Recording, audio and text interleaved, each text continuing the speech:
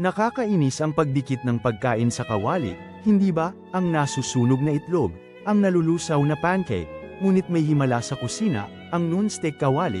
Nagtataka ka ba kung paano ito posible, na walang anumang dumidikit dito?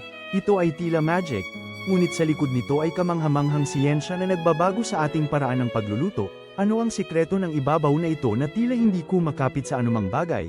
Gaano man kainit ang niluluto, ang susi ay nakasalalay sa dalawang konsepto, surface tension, at hydrophobicity. Isipin ang patak ng tubig sa dahon, hindi ito kumakalat kundi nagiging bilog na bola, dumudulas lamang. Ito ay dahil sa surface tension, kung saan ang mga molekula ng tubig ay mas gustong magkasama.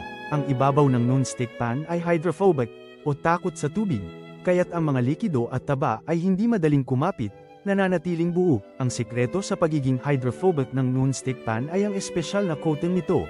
Karaniwan ay polytetrafluoroethylene, o Teflon. Ang material na ito ay may napakababang friction at surface energy, kaya ang molekula ng pagkain at langis ay simpleng dumudulas sa ibabaw, sa halip na kumapit. Sa susunod na magprito ka ng itlog ng walang hirap, alamin mong may kamanghamanghang siyensya sa likod ng bawat perpektong lutuin. Ang pisika sa pang-araw-araw na buhay ay tunay na kamanghamangha, at ngayon, alam mo na ang lihim.